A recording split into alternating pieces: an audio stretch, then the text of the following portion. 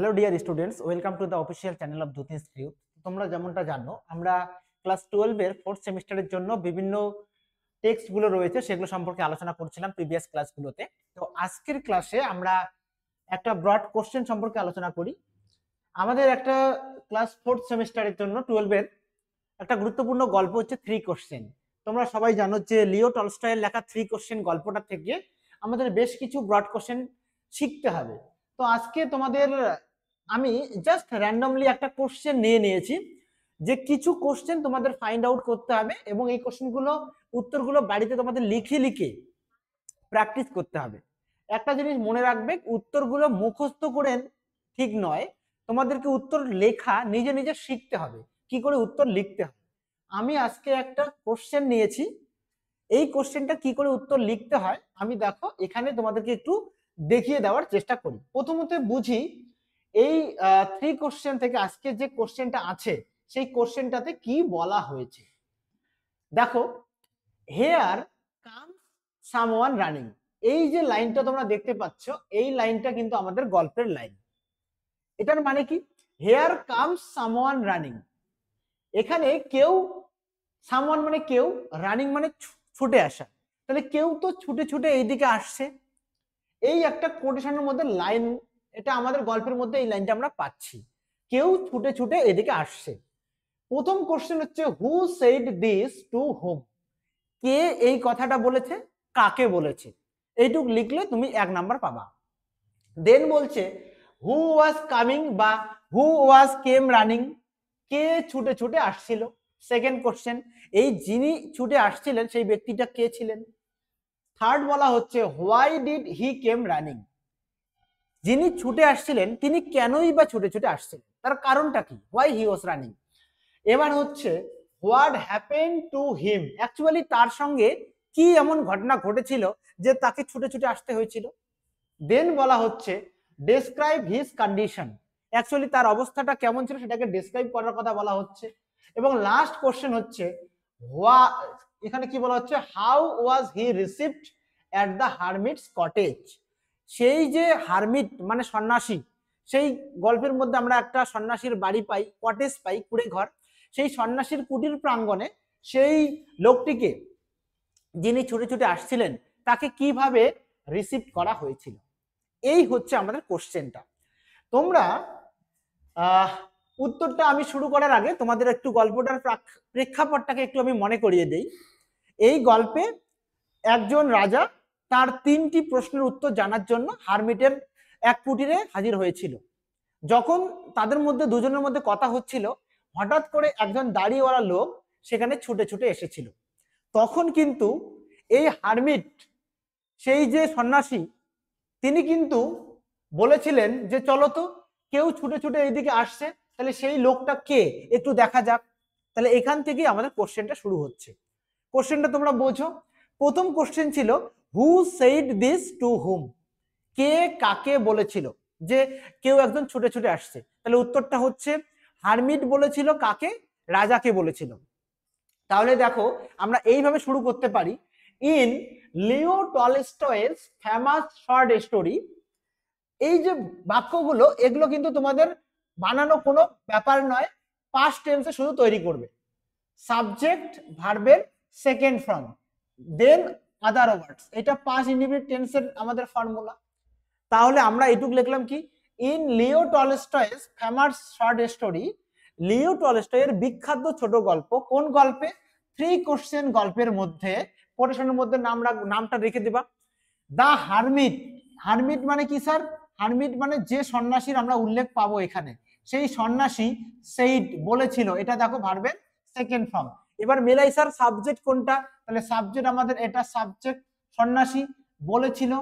দা above coated line, এই coated line মানে হচ্ছে কোশ্চেনের মধ্যে যে লাইনটা দেওয়া আছে, কেউ একজন ছুটে ছুটে আসছে, এই লাইনটা এখানে বোঝানো হচ্ছে। তাহলে in Leo Tolstoy's famous short story, কোন শর্ট স্টোরিতে স্যার? 3 কোশ্চেন গল্পটার মধ্যে দা হারমিট, সেই সন্ন্যাসী, সেইড মানে সেকেন্ড ফর্ম বলেছিল দা অ্যাবাভ কোটেড লাইন, কাকে বলেছিল? টু দা জার, রাজাকে। এবার স্যার জার শব্দটা এই যে উচ্চারণটা লক্ষ্য করো, দিস ইজ জার, এটা কিন্তু তোমাদের টি দিয়ে শুরু হচ্ছে, কিন্তু উচ্চারণ কেমন হচ্ছে? উচ্চারণ হচ্ছে জার। এবার এই জার বলতে কি স্যার? আমরা যেমন সম্রাট বলি, রাজা বলি, তো রাশিয়া, আমাদের যে দেশটা রয়েছে রাশিয়া, সেই রাশিয়াতে কিন্তু কোনো একটা রাজাকে, কোনো একজন কিংকে, সম্রাটকে সেখানে সম্রাট বা রাজা বলা হয় না, সেখানে বলা হচ্ছে tsar. Tsar that means king of Russia, রাশিয়ার রাজা। যেমন তোমরা যদি মিশরে যাও, মানে ইজিপ্টে যদি ঘুরতে যাও, সেখানে কিন্তু মিশরের রাজাকে কি বলা হয়? সেখানে ফেরাও বলা হয়, তাই না?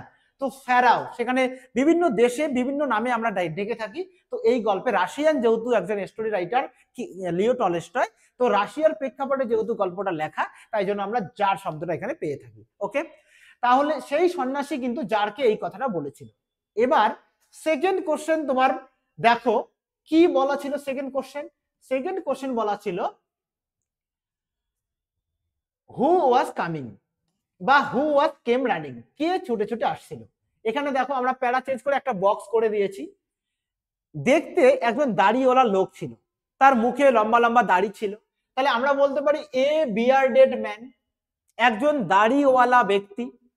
হু, এই যে হু শব্দটা তোমরা জানো, তোমাদের আমি ক্লজ শিখিয়েছিলাম, সেই ক্লজের মধ্যে এটা অ্যাডজেক্টিভ ক্লজ বা রিলেটিভ ক্লজের মধ্যে পড়ে। একজন দাড়িওয়ালা ম্যান মানে এ বিয়ার্ডেড ম্যান। হু, যিনি মানে কি? এই যে দাড়িওয়ালা ব্যক্তিটি had a large wound. Wound মানে কি স্যার? উন্ড মানে ক্ষত স্থান। তাহলে যার কাছে একটা বড় একটা ক্ষত স্থান ছিল ইন হিজ স্টোমাক। স্টোমাক মানে পেটের মধ্যে। তাহলে এমন একজন দাড়িওয়ালা লোক যার পেটে কিনা একটা বড় কি ছিল? উন্ড ছিল, ক্ষত স্থান ছিল। কেম, এটা ভার্বের সেকেন্ড ফর্ম, এই দেখো সেকেন্ড ফর্ম। এসেছিল কেমন অবস্থায়? রানিং মানে ছুটতে ছুটতে। যে অবস্থায় কুটিরের সামনে সেই সন্ন্যাসী এবং সেই যে কাকে বলবো, রাজা মানে যার গল্প করছিল বা কথাবার্তা বলছিল, এমন সময় একজন দাড়িওয়ালা ব্যক্তি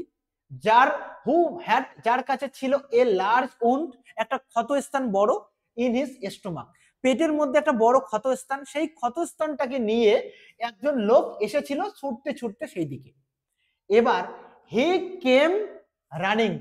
কেম দেখো এখানে সেকেন্ড ফর্ম, আর রানিংটা আমরা পার্টিসিপল ইউজ করেছি, বা জিরান্ট, আমরা যে পার্টিসিপল বা জিরান্ট তোমাদের ভার্বের সঙ্গে আইএনজি লাগানোর একটা কনসেপ্ট, এটা গ্রামারের ক্লাসে কোনো একটা ক্লাসে আমি তোমাদের বোঝাবো। আপাতত এটুকু বুঝিয়ে রাখো যে কেমন অবস্থা। আইএনজি এখানে রানিং মানে ছুটন্ত অবস্থা। তাহলে তিনি হি কেম রানিং, তিনি ছুটে ছুটে এসেছিলেন। অ্যাজ, যেহেতু হি এসকেপড, এসকেপ মানে হচ্ছে পালিয়ে আসা, তিনি পালিয়ে এসেছিলেন সাম হাউ মানে কোন রকমে। ফ্রম, কাদের কাছ থেকে পালিয়ে এসেছিল? দা ক্লাসেস, ক্লাসেস মানে কবল, কাদের কবল থেকে, কাদের হাত থেকে? অফ দা জার্স বডিগার্ড, রাজার বডিগার্ডদের কাছ থেকে তিনি কোনো মতে পালিয়ে আসতে পেরেছিলেন। যদি পালিয়ে না আসতেন তাহলে কি ঘটতো? আদারওয়াইজ, অন্যথায় মানে যদি পালিয়ে না আসতেন তাহলে he would have been killed, তাকে কিন্তু মেরে ফেলা হতো। এখানে ভয়েস চেঞ্জ করা আছে, উড হ্যাভ বিন কিল্ড, তাকে মেরে ফেলা হতো, হত্যা করা হতো। কারা হত্যা করত?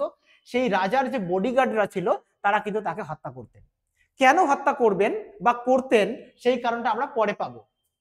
এবার বলা হচ্ছে, দেখো কোশ্চেনটা, এখানে কোশ্চেনে বুঝি দেন কি বলছে। তাহলে কেন ছুটে আসলেন আমরা বুঝলাম। এবার দেখো হোয়াট হ্যাপেন টু হিম, তার সাথে অ্যাকচুয়ালি কি ঘটেছিল। ডেসক্রাইব হিজ কন্ডিশন, তাহলে প্রথমে বলছে তার সাথে কি ঘটেছিল, তার কন্ডিশনটাকে বর্ণনা করো। তাহলে অ্যাকচুয়ালি সেই লোকটা তো পেটের মধ্যে একটা ক্ষতস্থান নিয়ে সেখানে ছুটে ছুটে এসেছিল। তাহলে এবার তোমাদের মনে কোশ্চেন যাচ্ছে, স্যার তাহলে কেন ছুটে ছুটে আসলো? সেই লোকটার পেটের মধ্যে ক্ষতস্থানটা বা কি করে তৈরি হলো? এবার ব্যাপারটা হচ্ছে বোঝার চেষ্টা করো।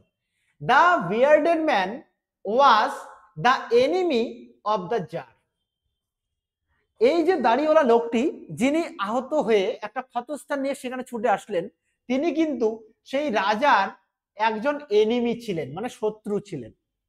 এবার হি রিজলভ মানে হচ্ছে সংকল্প করা বা প্রতিজ্ঞাবদ্ধ হওয়া। তিনি প্ল্যান করেছিলেন, দৃঢ় সংকল্প হয়েছিলেন টু কিল দ্য জার, রাজাকে হত্যা করার জন্য। On his way back, way back মানে রাজা যখন ফিরবেন, ব্যাক করবেন, সেই ফেরার পথে রাজাকে মারার জন্য দৃঢ় সংকল্প করেছিল সেই দাড়িওয়ালা ব্যক্তিটি। ইন এ সার্টেন ওয়ার, কোনো একটা যুদ্ধে। এবার কথা হচ্ছে একজন ব্যক্তি, সেই দাড়িওয়ালা ব্যক্তিটি সেই রাজাকে মারার জন্য দৃঢ় সংকল্প ছিল। তো কেউ কাউকে এমনি এমনি তো কোনো রিজন ছাড়া তো মারার জন্য সংকল্প করবে না, নিশ্চয়ই তার পিছনে একটা কারণ ছিল। তো সেই ব্যাকগ্রাউন্ডের কারণটা কি? ইন এ সার্টেন ওয়ার, কোনো একটা যুদ্ধক্ষেত্রে দ্য জার, রাজা, এক্সকিউটেড, এক্সকিউট মানে হচ্ছে হত্যা করা, রাজা হত্যা করেছিলেন হিজ ব্রাদার। হিজ ব্রাদার বলতে সেই যে দাড়িওয়ালা লোকটি যিনি রাজাকে মারার জন্য প্রতিজ্ঞাবদ্ধ হয়েছিলেন, সেই দাড়িওয়ালা লোকটির একজন ভাই ছিল। তো কোনো এক যুদ্ধক্ষেত্রে সেই দাড়িওয়ালা লোকটির সেই ভাইকে রাজা কিন্তু হত্যা করেছিলেন, এবং শুধু হত্যাই করেননি, হত্যা করার পর এবং সিজ মানে সমস্ত কিছু ছিনিয়ে নেওয়া বা দখল করে নেওয়া, এবং সিজ করেছিলেন হিজ প্রপার্টি, বা তোমরা বলতে পারো অল হিজ প্রপার্টি। তাহলে যখন রাজা সেই লোকটির ভাইকে হত্যা করার পর তার সমস্ত প্রপার্টিটাকে সিজ করে নিয়েছিলেন, তখনই কিন্তু এই লোকটি তার ভাতৃহন্তার প্রতিশোধ গ্রহণের জন্য রাজাকে মারার উদ্দেশ্য নিয়ে অপেক্ষা করছিল। In an attempt to kill the tsar, রাজাকে মারার প্রচেষ্টা নিয়ে হি কেম আউট মানে বাইরে বেরিয়ে আসা, তিনি বাইরে বেরিয়ে এসেছিলেন। Of his ambush, what does it mean? এই যে by the word ambush, ambush কথার অর্থ হচ্ছে গুপ্ত স্থান।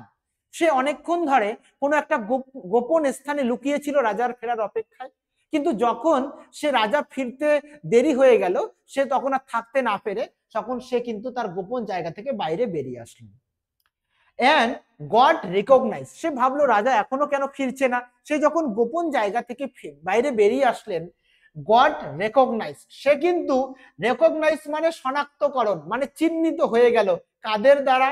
By the tsar's bodyguard. এবার রাজার যে দেহরক্ষী বডিগার্ডরা ছিল তারা তো পিছনে ছিল, যখন সেই ব্যক্তিটি রাজাকে মারার জন্য বাইরে বেরিয়ে এসেছিল, রাজার বডিগার্ডরা তাকে রেকগনাইজ করতে পারলো যে এ তো রাজা মহাশয়ের শত্রু। তাহলে কি করলো তারা? And they wounded him badly, তারা রাজার শত্রু এটা চিনতে পেরে এই রাজার বডিগার্ডরা সেই দাড়িওয়ালা ব্যক্তিটিকে প্রচন্ড ব্যাডলি মানে বাজে ভাবে তাকে পেটের মধ্যে তরবারি দিয়ে আঘাত করলো, এবং সামহাউ সেই দাড়িওয়ালা লোকটি তার নিজের প্রাণ বাঁচানোর জন্য সেখান থেকে ছুটতে ছুটতে সেই যেখানে রাজা এবং সন্ন্যাসী দুজনে গল্প করছিল বা তাদের মধ্যে কথোপকথন চলছিল, ঠিক সেই জায়গাটার দিকে কিন্তু ছুটে ছুটে যাচ্ছিল। ওকে, তাহলে ফাইনালি আমাদের কি আছে? হোয়াট, এখানে কি বলা হচ্ছে? তাহলে কন্ডিশন দিলাম, how was he received at the hermit's cottage, সেখানে তাকে কিভাবে ট্রিট করা হলো। দেখো বলা হচ্ছে হি ওয়াজ ব্যাডলি উন্ডেড, তিনি ভীষণভাবে আহত ছিলেন। দেখো এটা কিন্তু প্যাসিভ ভয়েস করা আছে, হিটা অবজেক্ট, ওয়াজটা অক্সিলারি, এখানে ব্যাডলিটা অ্যাডভার্ব, এটা হচ্ছে ভার্বের third form. He was badly wounded, তিনি কিন্তু ভীষণভাবে আহত ছিলেন। There was a large wound in his stomach, তার পেটের মধ্যে একটা বড় রকমের ক্ষত ছিল। And blood was flowing under it, এবং রক্ত তার ক্ষতস্থান দিয়ে গলগল করে রক্ত ফ্লো হচ্ছিল। হি ফেল অন, ফল মানে পতিত হওয়া মানে পড়ে যাওয়া, এটা সেকেন্ড ফর্ম। তিনি ফেল অন, কোথায় পড়ে গেলেন? অন দ্য গ্রাউন্ড, সেই মাটির উপরে, সেই রাজার এখানে পৌঁছে তিনি মাটিতে অজ্ঞান হয়ে পড়ে গেলেন। অ্যান্ড ওয়াজ মোর্নিং ফিভলি, মোর্নিং মানে হচ্ছে গোঙানি, মানে কেউ যদি অজ্ঞান হয়ে যায় তাহলে তার মুখ দিয়ে যে বিড়বিড় করে কোনো একটা গোঙানি শব্দ শোনা যাবে, সে সেখানে অজ্ঞান হয়ে পড়ে গেল এবং হালকা কিছু একটা বিড়বিড় করে গোঙানির সুরে সে কিছু একটা বলতে চেয়েছিল। কিভাবে তাকে রিসিভ করা হলো? The wounded man was received, এটাও ভয়েস চেঞ্জ করা আছে, সেই আহত লোকটিকে সেখানে রিসিভ করা হলো এট দ্য হারমিটস কটেজ, সেই সন্ন্যাসীর কুড়ে ঘরের মধ্যে বা কুটিরের সামনে, with sympathy and great care. সেই মুহূর্তে যে মুহূর্তে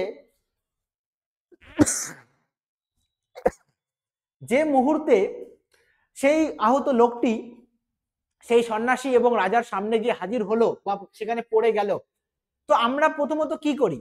মানুষের সেবা করাটাই আমাদের ধর্ম, আমরা সবাই জানি। তো আমরা যদি কোনো আহত লোককে দেখি first of all what is our duty, আমাদের ডিউটি হচ্ছে তাকে সেবা শুশ্রূষা দেওয়া। তো সেই স্বভাবতই রাজা সদয় হয়ে সেই লোকটির প্রতি কিন্তু প্রচন্ড সিম্প্যাথি অ্যান্ড গ্রেট কেয়ার, যথেষ্ট যত্নবান হলেন। দ্য জার, সেই রাজা with the hermit's help, with the help of the hermit, মানে রাজার সহযোগিতা নিয়ে নার্স, নার্স মানে সেবা শুশ্রূষা করলো হিম, তাকে, টু রিভাইভ মানে তাকে জ্ঞান ফেরানোর জন্য, বা টু মেক হিম কনসাস তাকে সচেতন করার জন্য, তার জ্ঞানটাকে ফেরানোর জন্য। দেন ট্রিটেড হিম উইথ এন্ডিউরেন্স, তাকে যথেষ্ট ভালো মতো করে যতটা পারা যায় তারা ধৈর্যশীল ভাবে করলো। দাস, এইভাবে the wounded man's life was, এইভাবে কিন্তু একজন আহত লোকের জীবনটাকে বাঁচানো হলো। তাহলে এই যে প্রেক্ষাপটটা, গল্পটা তোমরা সবাই আশা করি বাড়িতে পড়েছো, সেই গল্পের থেকে একটা নির্দিষ্ট লাইনটাকে কেটে দেখো, জাস্ট একটা ছোট্ট লাইনকে এখানে কেটে নেওয়া হয়েছে, হেয়ার কামস সামওয়ান রানিং, কেউ একজন ছুটে ছুটে আসছে। এই যে ছুটে আসার ব্যাপারটা, কে ছুটে আসছে, কে কাকে বললো, কেন ছুটে আসছে, তার সঙ্গে অ্যাকচুয়ালি কি ঘটেছিল, এবং হারমিট এবং রাজা তাকে কিভাবে শুশ্রূষা করলো, নার্স করলো, এই যে ঘটনাগুলো, এটাই তোমাদের গল্পটা। এগুলো তোমরা যদি গল্পটাকে ভালো মতো গো থ্রু করো এবং দেন তোমরা যদি উত্তরটাকে নিজেরা লেখার চেষ্টা করো, তোমাদেরকে শিখতে হবে how to form a sentence, কিভাবে একটা বাক্যকে তৈরি করতে হয়। তোমরা যদি গ্রামাটিক্যাল কনসেপ্টটাকে কাজে লাগিয়ে একটা বাক্যকে তৈরি করতে পারো, দেন তোমাকে আর মুখস্থ করতে হবে না, তুমি নিজে নিজে জিনিসটাকে লিখতে পারবা। তাহলে এইভাবে আমাদের কিন্তু উত্তরগুলো তৈরি করতে হয়। আমি জাস্ট তোমাকে একটা এক্সাম্পল দিয়ে একটা উত্তর আমি দেখানোর চেষ্টা করলাম। আমার অ্যান্সারটাই যে তোমাকে অ্যাজ ইট ইজ লিখতে হবে তার কোনো মানে হয় না। তোমরা চাইলে এই অ্যান্সারটাকে প্রিপেয়ার করতে পারো, তোমরা চাইলে এটাকে নতুন তোমাদের মতো করে লিখে নিতে পারো। আমার জাস্ট সহজ সহজ কিছু সেন্টেন্স দিয়ে আমি দেখিয়েছি। এটার ভাষার দিক দিয়ে তুমি যদি বলো নর্মাল ভাষা একদম ইউজ করা হয়েছে, আমি জাস্ট দেখালাম আজকে। এরপরে আমরা বিভিন্ন কোশ্চেনগুলো দেখবো। তো ততক্ষণ পর্যন্ত তোমরা দেখতে থাকো ক্লাসগুলো, তোমাদের সঙ্গে দেখা হচ্ছে পরবর্তী কোনো ক্লাসে। ধন্যবাদ।